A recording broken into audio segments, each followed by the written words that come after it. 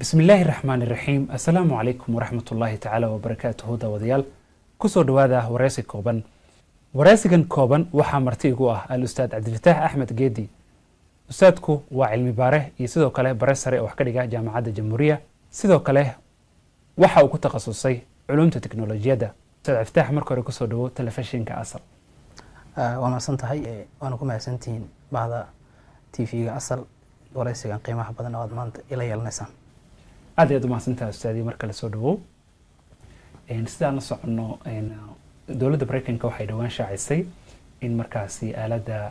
TikTok-ga marka laga mamnuucayo guud ahaan waddankaasi Mareykanka inkastoo uusan amarkaasi si buuxda uusan u dhaqan gelin sidoo kalena waxaan ognahay TikTok inuu ka mid yahay applicationada marka loogu isticmaalka badan yahay ugu horeyn si guud bal maxay tahay arrintaasi waa maasantahay Maxamed marka hore markalena waa mahad celinaa TV-ga asal runtii xayiraadan ay dowladda Mareykanka soo saartay application-kan TikTok-ga markeeda hore waxaan isleeyahay waxa sababta ugu weyn ay tahay wax la xiriir security concerns oo walwal xagga amaanka xaggooda oo dowladuhu ay ka muujinayaan xogaha tirada badan ay aaladani aruurinayso markii dadku isticmaalayaan sababtaas waxay keentay marka in dowladuhu ay xogaa culays ku dareemaan ama u cabsadaan security-gooda maadaama aaladda TikTok ay aruuriso xoga tiro badan oo muwaadiniinta la xiriirta oo sidoo kalena waxaan dareemaynaa in dowladaha ugu waaweyn caalamka ay xag siyaasad iyo xag dhaqaale iyo xag tiknoolajiyaba ay xurguf sare ka dhaxayso sidaan dareemayna marka aaladdan TikTok waxaa laga leeyahay China dareemayna marka xurguf badan kala dhaxayso wadamo badan sababtaas marka waxay keenaysaa in xayiraado loogu hanjabo ama qaarkoodba ay bilaabeen inay si permanent ah xayiraad toos ay xayiraad u saaraan sida wadanka Hindiya oo kale oo sanadkii 2020 xayiraadaas propose gareeyay laakiin ugu dambeyn sanadkii 2021 xayiraadaas saar wadanka dhanna ka mamnuucay wadamo badan way jiraan oo ku fakaraya inay mamnuucidaas saaraan laakiin xoogaa ka cagajiida halka wadamada qaarkoodna ay partial ban ama xayiraad ugu soo rogeen aaladdan TikTok-ga gaar ahaan dadka u shaqeeya dowladaha wadamadaas inaysan device-sidooda ku shubi karin application-kaas ayagoo intaasi cabsi ka muujinaya xogaha ku jira telefoonada dadkaas ay isticmaalaan inay la baxdo maadaama aaladdu ay duubayso xogahaas oo ay collect garaynayso inay dowladda China ama dowladda Shiinaha si ugu gacan galaan cabsidaas marka waxay keenaysaa in xayiraad lagu soo rogo aaladda TikTok guud ahaan wadan badan oo caalamka kamid ah gaar ahaan wadanka Mareykanka oo asaguna dhaqan geliyay xayiraadaas aaladdaasi kalabarka ma laga yaabaa in maxaa la yiraahdaa uu suuqa ku ciriiriyo TikTok-ga wallahi Maxamedow horta kalabar ma ahan application hadeer la soo saaray ama application hadeer cusub waa application la soo saaray 2020 waxaana dareemaysaa in 5 sano kadib oo hadda يعني bulshada ku soo baraarugin in application-kaas jiray marka ma u maleynayo inuu culays badan saari doon aaladda TikTok sida la wada ogyahayna kalabar waxa laga leeyahay wadanka Mareykanka oo aaladda TikTok-na lagama isticmaalo kaliya wadanka Mareykanka waxa laga isticmaalaa dunida dacaladeeda sida daraadeed kalabar 5 sano oo uu jiray culays oo culays oo TikTok saari waayo ma u maleynayo inuu hadeer saari doon haddii wadanka Mareykanka xataa laga xayiro aaladdan TikTok wadamo badan oo caalamka ah oo ka shaqeysa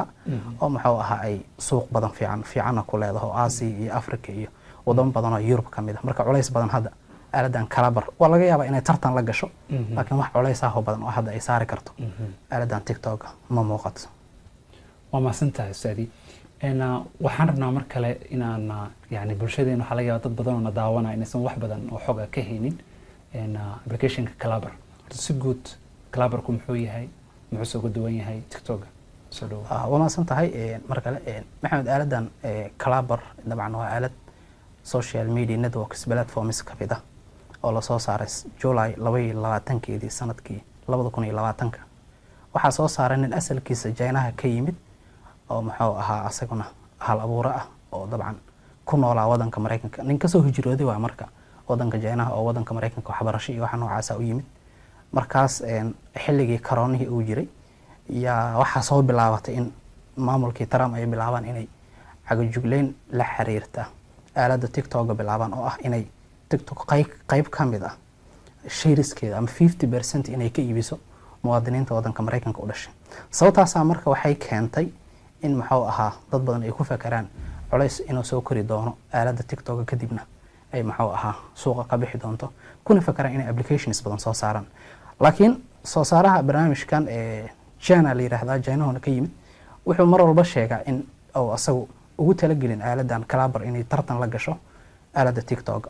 sababta ugu weyn oo ku sheegaa inay soo saareen waxay ahayd in dadka inta badan social media wadanka Mareykanka device social media platforms kala duwan jira dadka ugu badan oo isticmaala waa dad generation Z kale isku yiraahdo oo dadka 25 sano iyo wixii ka hooseeya. marka wuxuu ku fakiray war dadka 25 sano ka hooseeyay waxay isticmaalaan maxaa ahaa social media platforms kan tirada badan targetkeedu yahay in dadkaas yani isticmaalaan. wuxuu isweydiiyay marka war aaway dadkii generationkii X iyo Y oo yani dadkii maxaa ahaa da'dooda 35 sano ilaa 50 sano ama ilaa 55 sano la yiraahdo dadkaas xagee jiraan. marka wuxuu isweydiiyay dadkaas inta badan Facebook ay joogaan wuxuu marka ku fakiray inuu soo saaro aalad ayaguna dadkaasi ay iska dhex arki karaan oo maxaa ahaa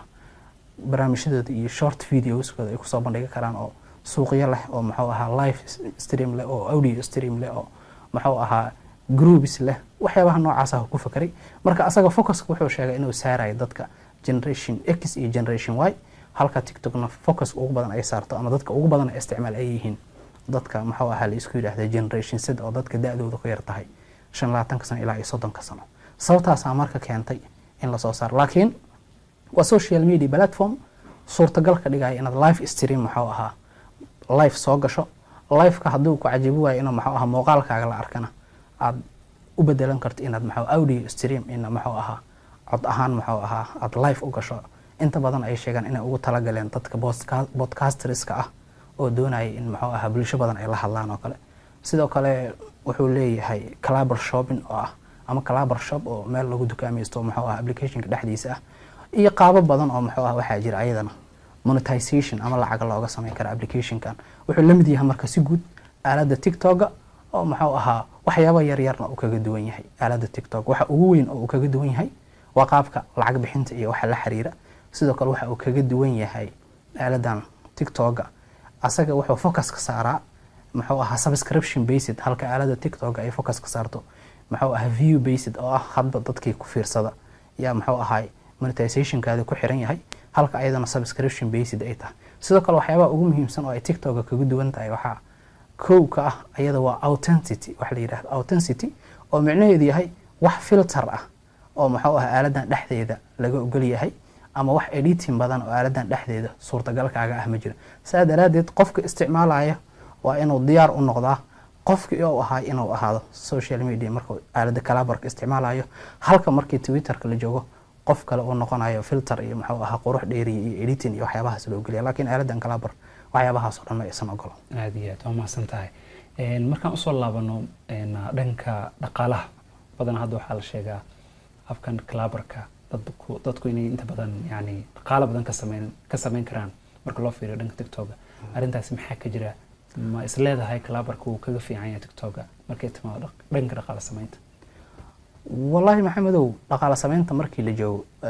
social media platforms ka mid walba policy gaar ah u degsan. Clabber-na inta maxaa ahaa la isticmaalaa hadda waa intaan dambe oo ilaa 24kii wixii ka dambeeyay aad maxaa ahaa loogu bato walow horay markii la soo saaray ilaa aad loo isticmaalay. marka monetization rule waxa la yiraahdo ay leedahay. monetization ruleska marka TikTok iyada wax yar kala duwan yihiin waa la dhihi karaa waxyaabahaas kala duwanaanshahaas yar dadku ku xulan karaan aaladan Clabber-ka. tusaale ahaan qofka TikTok lacag ka sameeya waxa laga yaabaa 50% inay aaladda TikTok u qaadato. sidoo kalena 5% kamid inay maxaa ahaa u harto maxaa ahaa canshuur iyo wax la xiriira. marka qofkii ugu yaraan wuxuu heli karaa wax la xiriira 45% amal oo lacag ah hadii TikTok maxaa ahaa uu lacag ka sameynayo. lacag walba oo sameey 45% heli karaa. halka laakiin aaladda Clabber-ka ay iyada u kala qaadaysa ilaa dhowr nooc oo kala duwan. qofka yani subscription based iyo maxaa ahaa wax la yiraahdo Clabber shop based oo kala qaadaysa. Clabber shop based waa in qofku oo asagu alaab uu leeyahay ama items uu ku dhaxgado maxaa asagu live-kiisa saaran kadibna alaabtaas transaction walba oo ka dhaca shirkadda Clabber ay ku leedahay 5%. halka hadii subscription maxaa ahaa oo gifts la soo diray iyo wax lamid ah oo noocyo kala duwan ama group ha lagaaga soo diro ama direct text message ha lagaaga soo diro ama muxuu ahaa subscribe contentigaada la jeclaado oo like la saaro muxuu ahaa dad fiirsadan ha lagaaga soo dire ugu yaraan shirkadu waxay iyadana goosanaysaa wax u dhaxeeya 15 ilaa 30%. halkaas marka waxa la dhihi karaa waa meelaha ay dadku kala dooranayaan labadan platform ee kala duwan. laakiin si guud laba platform oo muxuu ahaa identical way oo isku dhigan sida loo isticmaalo TikTok si lamid ah aydan muxuu ahaa loo isticmaali karaa, sida lacag looga sameeyo si lamid ah looga sameyn karaa, sida muxuu ahaa live loo galo si lamid ah loo geli karaa. kaliya waxyaabaha ay dheer tahay waxa weeyaan in ay collaborative farm wax la yiraahdo oo group gaar ah inay inta sameysato dad muxuu ahaa faniskaada ah one on one muxuu ahaa live session oo la qaadan karto. laakiin xagga lacagta markii la yiraahdo xogaa collaborative waxa la isleeyahay inuu kaga yara fiican yahay xagga TikTok rate-ka oo jaranayo markii loo fiiriyo xageeda. aad ma santaa ustaad marka loo kaaga madcelinaa dabcan ajibitaanka naga soo ajibtay programkeena aadan kaaga madcelinaa mar kale. waxaan rabaa abkan collaborative marka usoo laabano dabcan waxa uu caan noqday wixii ka dambeeyay sanadkii hore ayaa aad yani loo bartay. maxaa ku soo beegay in xilligaas aad loo barto? waxa ugu weyn oo la isdhihi karo way ku soo beegeen abkan collaborative in aad loo barto waxa ugu muhiimsan waa xayiraadan badan oo TikTok laga saaray wadanka Mareykanka. dabcan TikTok wax ku dhow 170 milyan oo users ah wadanka Mareykanka ku nool isticmaasho. marka 170 milyan waa waxa competitors ay inta badan isku muxuu ahaa cariirinayaan oo ay kala jiidanayaan iyo wax la midka. laakiin ma soo bilaaban xayiraadan sanadkii hore Trump maamulkiisa muxuu ahaa sanadkii 2020 bilaabay wuxuuna ku qasbay aalada TikTok oo waajib ugu dhigay inay 50% ka gado shirkado oo markaas asagoo qudareynaya sida Microsoft iyo wax la midka. laakiin shirkadii ka cagajiiday maadaama go'aanka ay qaadanayso ay lug ku leedahay dawladda China. xayiraadaas marka waxa dib u soo cusboonaysiiyay maamulkii Trump oo muxuu ahaa maamulkii Biden ee hadeer dhacay. sanadkii la soo dhaafay April iyo wuxuu u qabtay ilaa 270 maalmood oo u dhiganta 9 bilood. 9kaas bilood wuxuu ku kala dooransiiyay inay ama muwaadiniinta Mareykanka dad qudareynaya jira ay 50% ka gadaan shirkadan muxuu ahaa aaladan TikTok si ugu yaraan loola socdo xogaha ay aruurinayaan iyo waxa la midka ah. taasa marka waxay keentay in aaladan collaborative ay ka faa'iideysato fursadna u aragto in aaladan TikTok ay dhawaan suuqa ka bixi doonto maadaama TikTok la og yahay inay dawladda China gadaal ka taagan tahay aysan si dhaqsi ah ku ogolaanaynin inay muxuu ahaa shares ama gado aaladan TikTok qayb kamid ah. saadaradeed collaborative fursadaas asagoo arkaya iyo wuxuu aad caan u noqday sanadkii la soo dhaafay aad loo isticmaalayay sanadkii 2024 oo dad badan oo markaas users oo islaha hadii ugu yaraan TikTok wadanka Mareykanka laga xayiro waa inay heshaan muxuu ahaa alternative platform oo suurtagal ka dhigay inaad adeegsataan social media lacagna ka samaysan. sababtaas keentay marka in collaborative magaciisa oo aad kor ugu soo kaco. aad iyo aad waa mahadsantahay. gunaanadkaas la soo gaarin ustaadi intaan u gudbin su'aasha ugu dambaysa waxaan rabaa inaan su'aal ka hormariyo. طبعا آلادن كلابركا إن أنت أقول بدن تدخل حي كشجعان إنه ليه شروع جارة يعني أكدوان آلادة تكتوجا شروع هذا وليه هي أكله هل إلا بعض ديات من وشيء كرت والله شروعها مهم سن أو هذا آلادن شيء كذا يس شروع هذا مهم سن بلد فهم البحر شروع جارة وليه شروع هذا مهم سن أو مركي الله فيري بروسيجر كم بولاسي أو ليه هي waxay yiraahdaan in qofka isticmaalaya ugu yaraan oo 17 sano ka weyn yahay waa mid koowaad. halka TikTok ay yiraahdaan 18 sano wax la mid ah. waxa kale oo muxuu ahaa shuruucaha ugu muhiimsan oo ay leeyihiin maanta oo dhig kara collaborative way ku adkeynaysa markii da'daas laga soo tago oo hadda qofka ka hor istaagay inuu isticmaalo ayadana waxay noqon kartaa wax la xiriira aqoonsiga qofka oo yani ina filter badan iyo muxuu ahaa aan laga ogolaan sida TikTok oo dadkii ama qofkii qof nooc kala ka dhigay. aaladan collaborative marka wax ay adeegsanaysa waa wax la yiraahdo authenticity oo suurtagal ka dhigaysa qofka shakhsiyadiisa sidoo ahay ugu yaraan waa inuu ahaada markuu aaladan isticmaalayo. shuruucda labaad oo muxuu ugu muhiimsan waa midaas wixii ka soo haro dhan waa live-ka see loo galay iyo waxyaabaha la xiriira. live-ka markii la galay dabcan ugu yaraan qofka TikTok live galay inuu 1000 followers haysta. sidoo kale si aad lacag ugu samaysaa waa inaad 10,000 muxuu ahaa oo followers haysataa. si lacag siyaa u samayso waa inaa 100,000 saddexdii bil muxuu ahaa 30kii beri u dambeysay ay ku daawataa shuruucdaas tiktok markii la joogo waa shuruuc tiktok u gaar laakiin markii la joogo aaladan kala bar shuruucdaas oo dhan meesha way ka bixaysaa automatically qofka markii uu muxuu ahaa labadaas shardi fuliyo wuxuu awood u yeelanayaa inuu live stream geli karo oo video ah sidoo kale audio stream inuu geli karo sidoo kale inuu muxuu ahaa group discussion geli karo dhammaantoodna oo gifts ku heli karo lacagna uu ka samayn karo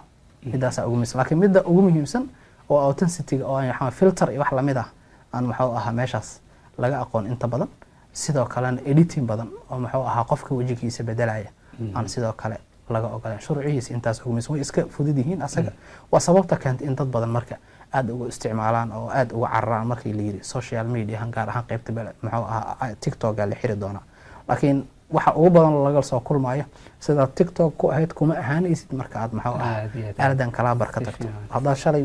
filter iyo editing badan isku haleynaysa markaad halkan imaato waxaas waa iska iloobaysaa mana jiri doonaan aad iyo aad ma santahay saadi gunaanadkan soo gaarnay su'aasha ugu dambaysa saa ognahnay aaladan clabarka dabcan wadamo badan waxaa jiro aan laga isticmaalin waxaana kamid ah wadanka Soomaaliya ma jira qaabab yani ay qaab kale loo isticmaali karo yani wadamada aanan wali usan available ka noqon qaab ay u isticmaali karaan dadka jooga ma jira والله محمد ولو استعمال كلابرك وهذا wax iska dhawaan galaa cusub yahay wadamo badan oo TikTok laga mamnuuc waa laga isticmaalaa si lamida markii Soomaaliya la joogo TikTok maxaa waa la iska isticmaalaa maahna lacag iyo inaa ka sameysay culays badan keenay marka waxaa jira farsamooyin badan oo loo adeegsado oo loo maro sidii inaad maxuu ahaa server meel kale yaalo kale userkaadi ka kacsato ka adeegsato inaad VPN iyo waxyaabo noocaas ah u dhaxmarto waxyaabaha noocaas ah kaliya loo adeegsan kara marka kalabarkan asagu wadamo badanba uma furnaba kaliya wuxuu u furan yahay ilaa dhowr dawladood tirsamo sida Mareykanka oo shirkadda iska leedahay shirkadda iska leh oo Calabar Media INC liirada ay ku taalo mar walba Mareykan badaarat Ingiriis oo aan ka harin oo asagan Ingiriis ka laga isticmaalo Canada inta badan laga isticmaala wadamadaas marka waaweyn marka laga reebo wadamo badan oo Yurub ah oo san gaarin jira waana la filayaa inay policy-gooda waxaana sabab u ah policy-ga shirkadda u degsan oo ah barnaamijkan inuu dhawaan gal iska yahay oo la rabo inuu dad badan soo jiito oo wadamo badan aan lagu tijaabi karin wadamo kooban lagu tijaabinayo marka wadamo badan oo Yurub ah xataa ma u gaaro laakiin ugu yaraan farsamooyin la adeegsado oo waxa la helaa mar walba culays walba yimaada farsamadeeda la helaa marka way jiraan farsamooyinkaas tirada badan inaad maxaa VPN u dhaxmarto inaad server wadan kale yaala userkaadi inta ka abuurato aad ka dhax kacsato waxyaabaha noocaas oo kale farsamooyinkaas ilaa hadda la adeegsado sida awalba TikTok iyo social media kale looga adeegsan jiray aad iyo aad guud ahaan daawadayaal waxaan halka kusoo gabagabaynaynaa wareysigeena waxaa martiinoo ahaa Ustaad Cabdifataax Axmed Geedi oo isagu ah barasare wax ka dhiga jaamacadda Jamhuuriya oo maasantahay Ustaadi waa kaaga madcelinayna waqtiga qiimaha leh aad u maasantihiin Asal TV Maxamed dhamaantiin salaam alaykum maasantahay soo dhaw tani kulankeena kan xiga waxaan idinkaga tagaynaa sida iyo nabadgelyo